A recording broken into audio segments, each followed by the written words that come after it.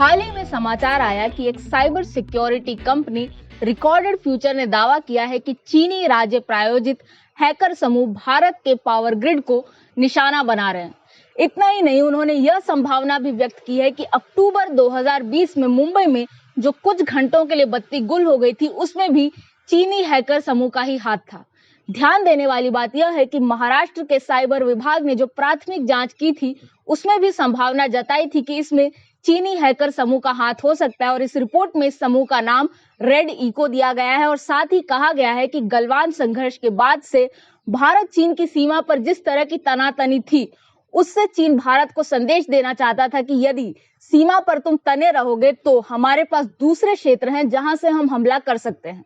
हालांकि भारत सरकार ने इस प्रकार के किसी भी दावे का खंडन कर दिया है और कहा है कि मुंबई में बत्ती गुल होने का संबंध किसी हैकर समूह से नहीं है। लेकिन ऊर्जा मंत्रालय ने एक बात स्वीकारी है कि चीनी प्रायोजित हैकर समूह भारत के पावर ग्रिड को निशाना बना रहे हैं, लेकिन साथ ही दावा किया है कि भारत ने ऐसे किसी भी हमले को आगे नहीं बढ़ने दिया है और रोक दिया है।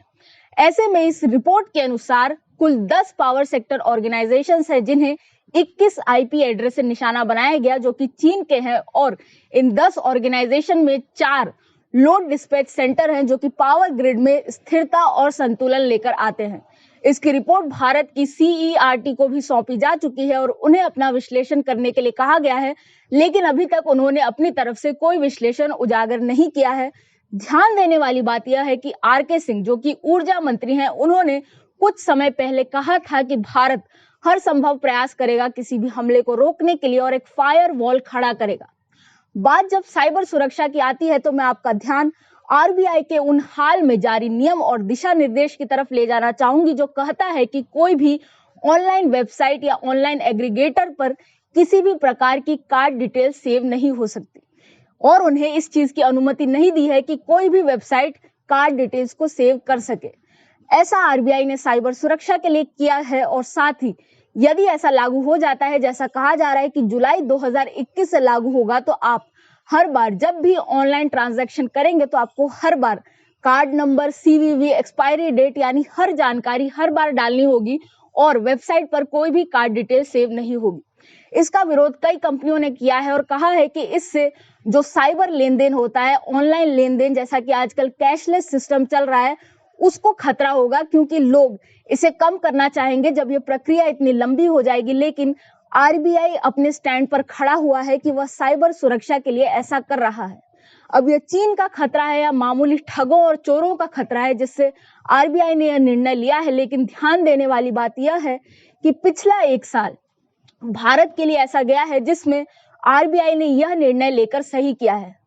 पेटीएम, जस्टपे, बिग बास्केट, इन सारी कंपनियों पर साइबर अटैक हुए हैं और यूजर डाटा तक भी हैकर्स अपनी पहुंच बनाने में सफल हुए हैं। इसके अलावा जो भारत में वैक्सीन निर्माता कंपनी है, उस पर भी साइबर हमले का प्रयास हुआ था। बिग बास्केट और पेटीएम में चीन की भागीदारी है, वहीं जो वैक्सीन पर हमला था वह चीन के फायदे में था, क्योंकि चीन अपनी वैक्सीन बेचने के लिए अभी भी संघर्ष कर रही है, जबकि भारत की वैक्सीन को दुनिया भर में स्वीकार्यता मिल गई है।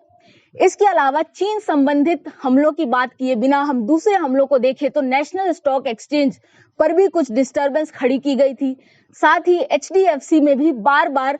ऑल आउट हो जाता था, जिसमें ट्रांजैक्शन नहीं हो पाते थे, जिससे RBI ने HDFC को निर्देश दिया कि वे अपना यूजर बेस कुछ समय के लिए न बढ़ाएं। ऐसे में ध्यान देने वाली बात यह है कि नेशनल स्टॉक एक्सचेंज में भारत का बहुत सारा वित्तीय डाटा होता है, वह स्टॉक मार्केट का स्टोर हाउस होता है और भारत को आवश्यकता है कि यह जो डीमैट संपत्ति है, यानी नेशनल सिक्योरिटी डिपॉजिटरी लिमिटेड और सेंट्रल सिक्योरिटी डिपॉजिटरी लिमिटेड, यहाँ पर सुरक्षा को दोगुनी किया जाए, क्योंकि इस पर भी साइबर हमले हो सकते हैं। आज जब हम देख रहे हैं कि चीन के जो इक्विपमेंट्स हैं वह टेलीकॉम सेक्टर से लेकर हमारे पावर सेक्टर तक हर जगह उपयोग में आते हैं, यहाँ तक कि हैंडसेट में भी जो उपकरण है वह अधिकांश चीनी है। इसके अलावा जो भी चिप भारत में उपयोग में है वह या तो चीन में बनी है या ताइवान में बनी है। ऐसे में भारत का जो फाइनेंशियल सिस्टम है, जो लगातार डिजिटल हो रहा है, वह और वल्नरेबल हो जाता है और ऐसे में RBI ने जो कदम उठाया है वह सही प्रतीत होता है और जब तक हम सारी सुरक्षा सुविधाओं को सुव्यवस्थित नहीं कर दें, तब तक ये जो उपभोक्ता हैं उन्हें थोड़ी परेशानी उठानी पड़ सकती है, लेकिन